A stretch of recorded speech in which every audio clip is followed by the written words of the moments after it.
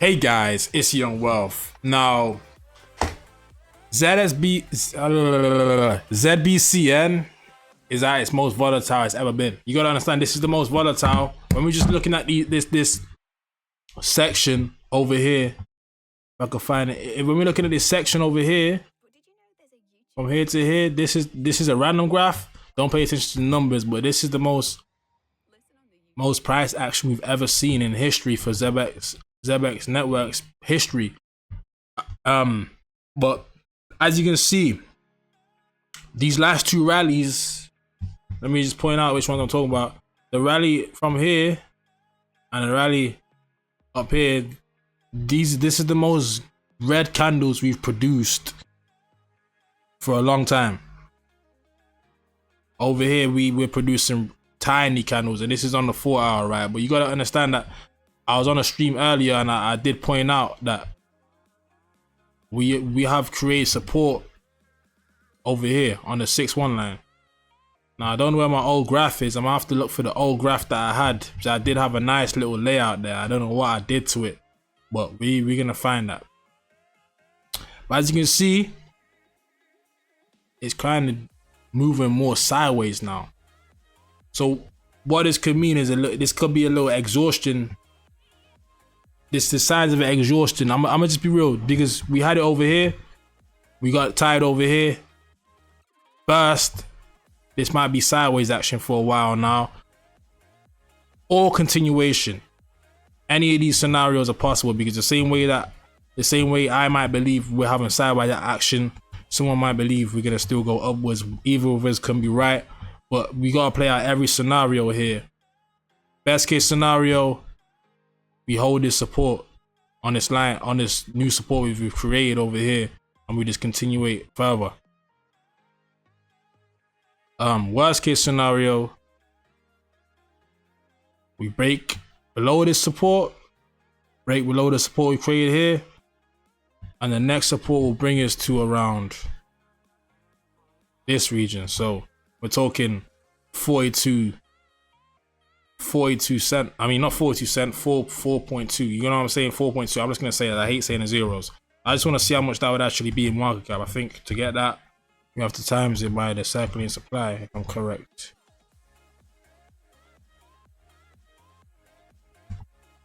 That'll be 300 million market cap. That's a healthy dip from here. I'm just being real. Just being real. Healthy dip from here. 331 million. People might say, oh, you're wrong, but you gotta understand, like, I've been in this market since 6 years now, I think. So at the end of the day, you gotta understand. I'm not saying that to say I know more than you, but what I've seen a reoccurring pattern, when we have price action like this, there will be sell-offs. People are gonna take profit. Not everyone is gonna say long term. Look at it. We had 3 zeros here. These is damn near 10x moves. So if we see a slowdown and we see a sell-off occurring, which could be in play right now, we don't know. We have to just see how time plays out. Just brace for impact. Don't panic. I won't panic with a good asset. People that bought gold and just stuck to gold 50 years ago, I don't think they panicked. They didn't panic when the price went down. Now the price ain't down now, but I like to get you prepared for anything before it happens. You know what I'm saying? Because I know a lot of people, everything is great when the price is going up. Everything is fantastic. They're in love with the mania. They're in love with the feeling, right? But at the end of the day, when price goes sideways and it's boring again, when price dips, they're thinking, oh, is it over? Is it over forever? Should I sell? Can't think like that with investments. You can't think in the present. You gotta think how will you operate 5 years from now. You can't think in the present. I'm telling you. It depends what you're doing. If you're day trading, that's different. I'm just saying, you're trying to make the most profit of crypto and you're trying to be very profitable and you're trying to maximize gains and you're trying to like decrease the size of the odds. The best way to decrease the size of the odds being against you, not in your favor, is just playing the long game. So this always all psychological. When you see price action up, down, it plays on your emotions both ways. When it's up, we're feeling that butterfly sensation in your belly. When it's down, some people feel worried. Me, I just feel emotionless either way because I've seen my portfolio go up extra 20,000 a day before. So at this point, I went through that phase of letting emotions ever get the better of me. I'm like an automated bot. You gotta be like a chat GPT. You get your paycheck, you distribute your paycheck on assets, and you work with what you got. Every month you do the same thing. You just get your paycheck, whatever you're doing. Maybe you're an entrepreneur, whatever. You get the job done, put your money where it's safe, where you feel like, listen, this could defeat inflation. This could stop me from suffering when the economy enters stagflation, hyperinflation and stuff like that, because you got to understand that the last thing that will happen is deflation. Deflation means the price of goods and assets is going to go down in value.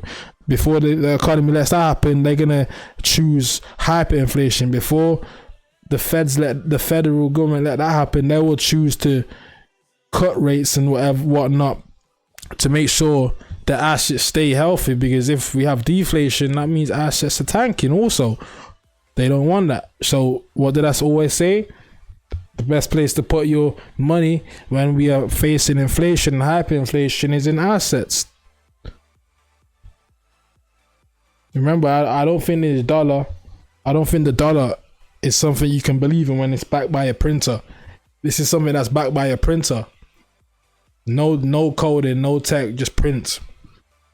No coding behind it, no utility behind it, no other use other than a value, a representation of the dollar amount. But I was about to say store of value, but it's not a store of value. The dollar has been tanking for the past however years, however many centuries. Donald Trump just announced he's going to actually get rid of the penny because the penny is now useless, obsolete. So at the end of the day, just know things like this. It's going to be a point where the society is going to be less and less cash to the point where there's no cash. Once you understand that, that's why I'm in digital assets, because we will have ownership over the assets that people have to use in their day-to-day by obligation. You gotta understand, that's why I'm in payment solution coins, because we will have ownership over the assets that people, the sheep that are not invested, that own nothing, they will have to be integrated with the technology by default. That's how when the economy adopts blockchain technology, just the same way people are integrated by Apple Pay, just the same way people are integrated by MasterCard, by debit, they'll be integrated into using blockchain technology without even, it'll be seamless. That's why we always talk about seamless payments, because this is a big part of it. At the end of the day, brace yourself for impact on the way down. We could have a big sell-off. That's how I want to end it. We could have a big sell-off. We could even retest lower region. We could retest regions like this. 300 million. As I said, 300 million is that's a good little entry. I'll be real. Don't panic.